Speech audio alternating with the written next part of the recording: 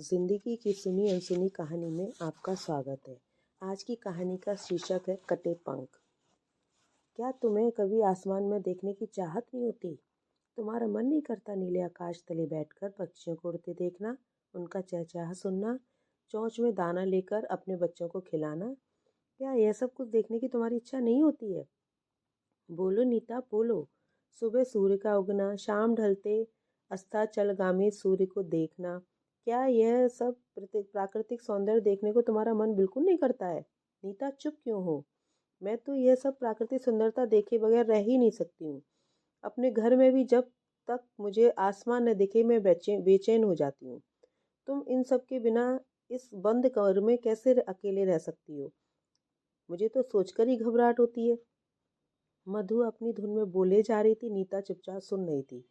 उसके पास इन सब बातों का कोई जवाब नहीं था। कैसे और क्या? कहती हुए अपने बचपन की सहेली मधु से। नीता को बचपन से ही पेड़ पौधे और प्रकृति से बहुत प्यार था। घर में छोटा सा बगीचा भी था, क्योंकि उसके पापा को भी फूल पौधे बहुत पसंद थे। वह रोज अपने बगीचे को खुद ही संभाल करते थे। हालांकि घर में दो दो नौकर थे। इसी कारण शायद नीता को भी फूल पौधों से बचपन से ही प्यार हो गया। नीता जब भी घर के बगीचे में कोई फूल खिला देखती तो वह खुशी से नाचने लगती थी। घंटों बैठी फूलों को ही देखती रहती थी। जब कभी तितली फूल पर आकर बैठती थी तो वह जैसे दीवानी हो जाती थी और तितली के पीछे भागती उससे बातें भी करती थी। धीरे धीरे नीता का शौक और प्रकृति प्रेम इतना बढ़ा कि उसने पापा की जिद करते पौधों की एक छोटी सी नर्सरी ही खुलवा ली। इंटरनेट और किताबों के द्वारा वह अब हर पौधे और फूल के बारे में पूरी जानकार बन गई थी। अपनी नर्सरी में बैठी घंटों चिड़िया की चहचहाट सुनती रहती थी।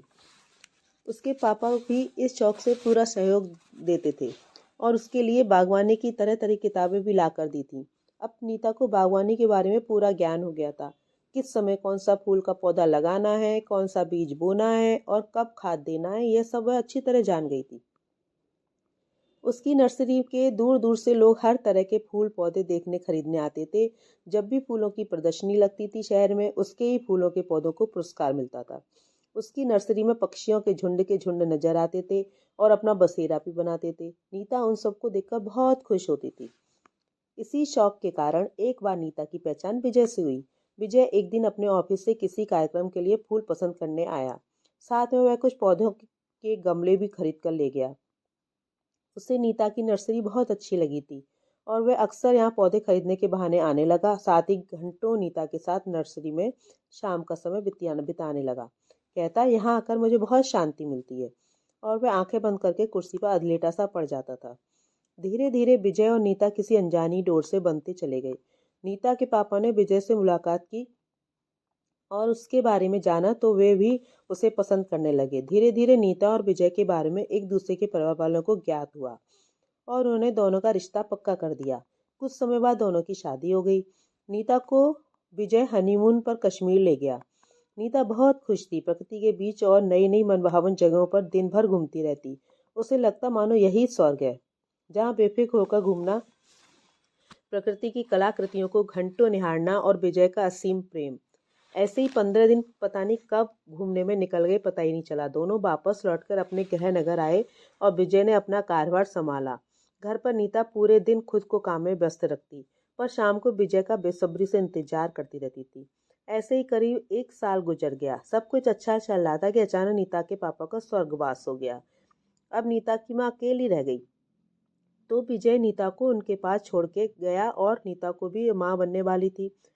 अब कभी नीता माँ को संभालती तो कभी माँ नीता को। विजय को तो शायद फुर्सत ही नहीं थी उन दोनों की खबर लेने की। वह तो अब शहर में ही कम ही रहता था। विजय पैसा कमाने की धुन में इतना अंधा हो गया कि वह नीता की माँ बनने पर भी नहीं आया। नीता ने एक प्यारी सी गुड़िया को जन्म दिया। विजय एक बार भी अपनी बेटी को देखने नहीं आया। फोन पर भी वह कभी ना कोई बहाना बना देता था। नीता चिंता में घुलती। एक दिन माँ भी चल बसी। अब नीता और उसकी 2 माह की बेटी ही पूरे घर में अकेली थी। नीता बच्ची का पूरा ध्यान रखती थी और अपना नर्सरी वाला काम भी संभालती, क्योंकि नर्सरी ही अब उसकी आय का साधन थी। अचानक एक दिन विजय नीता के सामने आकर खड़ा हो गया। नीता को तो चकित उसे देखती रह गई। मुंह से कुछ नहीं बोल पाई। आंसू थे कि रुकते ही नहीं थे। विजय ने भी सांत्वना देकर नीता को संभाला और अपनी व्यवस्था का हवाला देकर नीता के सभी प्रश्नों का विराम लगा दिया। नीता ने भी सोचा कि चलो देर आए दुरुस्त आए, और वह चुप ही रही। अब विजय बेटी को खूब प्यार करता और नीता का भी पूरा ध्यान रखता था। नीता को और क्या चाहिए था? स्त्री तो वैसे भी दो मीठे बोलों से ही संतुष्ट हो जाती है। कुछ दिन बाद अब नीता के आगे विजय ने प्रस्ताव रखा। ये मकान और अपनी नर्सरी बेचकर हम लोग किसी बड़े शहर में मकान ले लेते हैं। माँ अपनी बेटी को खूब पढ़ाएंगे और तुम भी वहीं अपनी नर्सरी का काम कर लेना। नीता ने पहले तो मना कर दिया।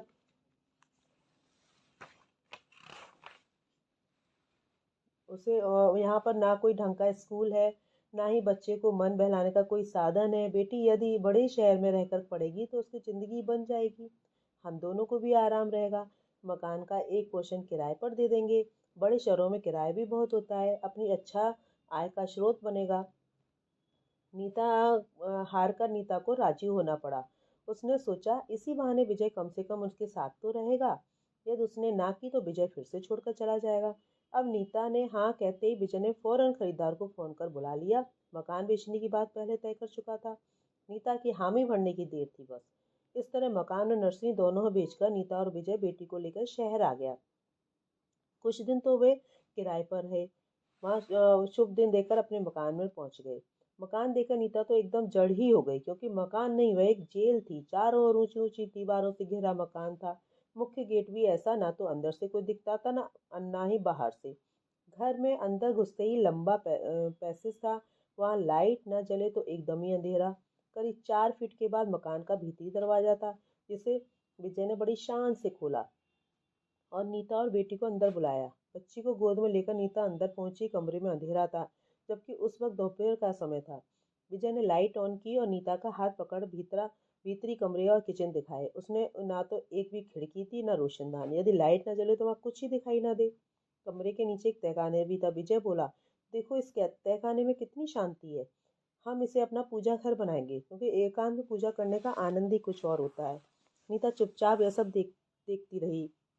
उसने बच्ची को बेड पर सुला दिया और ऊपर जाने वाले जीने पर एक नजर डाली। तभी विजय बोला, ऊपर एक कमरा, अटैच बाथरूम और किचन है, उसे हम किराए पर दे देंगे, तुम्हारा भी मन लगा रहेगा। नीता ने हाँ कह दिया। धीरे धीरे कुछ महीने बीते। फिर तो नीता पूरे दिन घर के काम में बच्चे में व्यस्त रहने लगी। अब उसे फुर्सत ही नहीं थी। उसे अपनी नर्सरी की बहुत याद आती थी। एक दिन नीता ने विजय से कहा, तुमने नर्सरी के लिए कोई जगह देखी क्या? अब गुड़िया भी बड़ी हो गई है और मैं भी नर्सरी का काम करना चाहती हूँ। पर विजय बस ठीक है कहकर चला गया। एक दिन फिर नीता ने विजय से पूछा तो विजय झुंझलाकर चिल्लाया, यह क्या रोज नर्सरी पुणा लेकर बैठ जाती हो? अब बस छोड़ो और घर में आराम से रहकर गुड़िया की देखभाल करो। ये सुन सुनीता को मानो आकाश के नीचे नीचे गिरी। उसने कुछ कहना भी चाहा, पर विजय की जलती आंखों देख कुछ नहीं कह पाई। अब नीता की दिनचर्या बस उसी घर में सिमट गई और नीता ने भी अपने हालत पे समझौता कर लिया था। उसने अपने मन को भी समझा लिया था कि गुड़िया की खातिर चलो अब यही सही। अब गुड़िया स्कूल जाने लगी। स्कूल से लौटकर माँ को पूरे दिन का ब्यौरा सुनाती थी। नीता भी खुश होती थी उसकी बातें सुनकर। धीरे धीरे गुड़िया ने इंटर पास कर लिया और आगे की पढ़ाई के लिए दूसरे शहर के हॉस्टल में चली गई। नीता फिर से अकेली हो गई। विजय तो पूरे दिन घर से बाहर ही रहता था। रात को भी कभी कभी आता और बेचारी नीता अकेले जीवन काट रही थी। एक बार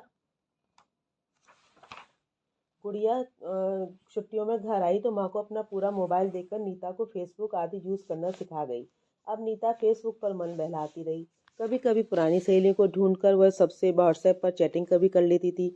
उसे मन लगाने का एक साधन मिल गया था। एक दिन नीता की पुरानी सहेली, जो कि उसके कॉलेज में पढ़ी थी, मधु, उसे फेसबुक पर मिल गई। अब नीता और मधु बातें करते रहते। एक दिन मधु ने उसका पूरा पता भी पूछ लिया और बोली, मैं कल तेरे घर आऊंगी। दूसरे दिन मधु नीता के घर आ गई। फिर तो दोनों सहेलियों ने घंटों बातें की। नीता ने अपना पूरा घर दिखाया तो मधु ने ढेरों प्रश्न उससे पूछ डाले। नीता चुपचाप खड़ी मधु के सवाल सुनती ही रह गई। उसे समझ ही नहीं आ रहा था कि मधु के प्रश्नों का वह क्या उत्तर दे अब।